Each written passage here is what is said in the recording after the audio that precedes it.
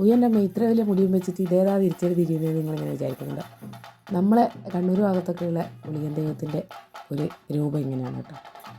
അപ്പോൾ ഇതിങ്ങനെ ഇത്ര വലിയ മുടി വെച്ച് പിന്നെ അതുപോലെ തന്നെ കയ്യിൽ ദണ്ണുണ്ടാവും. സാധാരണഗതിയിൽ ദണ്ണിൽ 4 സ്റ്റെപ്സ് ഉണ്ടാവും. ആ സ്റ്റെപ്പിൽ കയറിയിട്ട് ഇങ്ങനെ അതിൻ്റെ കലാശം വെക്കലൊക്കെയാണ് പതിവ്. അപ്പോൾ ഇവിടെ ദണ്ണല്ല, മറിച്ച് മട്ടലാണ് കയ്യിൽ പിടിച്ചിട്ടുള്ളത്. അപ്പോൾ അത് വെച്ചിട്ട് തന്നെ ഒരുപാട് പ്രകടനങ്ങൾ തെയ്യം കാഴ്ചവെക്കുന്നുണ്ട്. സത്യം പറഞ്ഞാൽ ആദ്യമെല്ലാം നമുക്ക് കാണുമ്പോൾ പേടിയാവുമേ. കാരണം ഇത് ഇങ്ങനെ ഈ ഓരോ പടിയിൽ ഇങ്ങനെ കയറി ഇങ്ങനെ പോകുന്ന കാണുമ്പോൾ, കാരണം തലയിൽ ഇത്ര വലിയ മുടിയുണ്ട്. പിന്നെ എങ്ങനെയാണ് അത് പ്രത്യേക നേക്കാണ് കേട്ടോ. കാരണം ഒരു നന്നായിട്ട് പ്രാക്ടീസൊക്കെ ചെയ്യുന്നുണ്ടാവും. വീട്ടിൽ നല്ല രീതിയിൽ പരിശീലനങ്ങളൊക്കെ ചെയ്തിട്ടായിരിക്കും ഇങ്ങനെയൊക്കെ ചെയ്യുന്നുണ്ടാവുക. കീഴുന്ന കുനിയിൽ തറവാട്ടിലാണ് കേട്ടോ ഈ ഒരു ഗുളികൻ ദൈവത്തിനെ നമ്മൾ കണ്ടത്.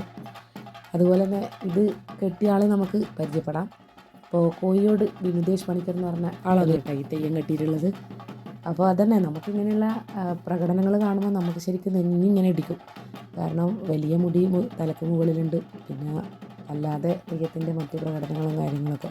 ഗുളികൻ തെയ്യത്തിനെ കുറിച്ചുള്ള ഐതിഹ്യങ്ങളൊക്കെ നിങ്ങൾക്ക് എല്ലാവർക്കും അറിയുന്നതുകൊണ്ട് തന്നെ ഞാൻ വീണ്ടും പറഞ്ഞ് മടുപ്പിക്കുന്നില്ല.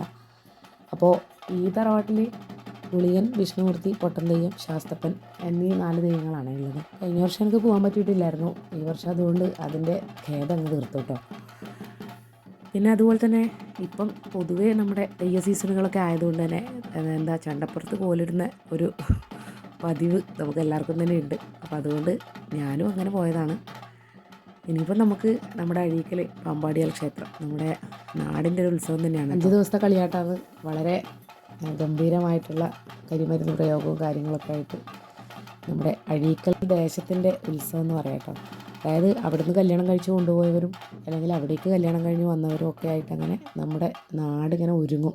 ജനുവരി 26 എന്ന് പറയുന്നത് നമ്മുടെ അഴീക്കക്കാരെ സംബന്ധിച്ച് നമുക്ക് ഒരു മാമാങ്കത്തിനുള്ള കൊടിയേറ്റാണ് കേട്ടോ.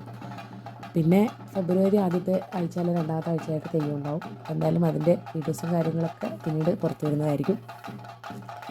പിന്നെ അതുപോലെ തന്നെ ഗുളികൻ തെയ്യത്തിൻ്റെ കാര്യങ്ങൾ നമ്മൾ പല റീൽസിലും മറ്റും ഒക്കെ ഇപ്പോൾ കാണാറുണ്ട്. ഏവർക്കും തന്നെ കണ്ടിട്ടും പോയിട്ടും ഒക്കെ അറിയുന്നതാണ്.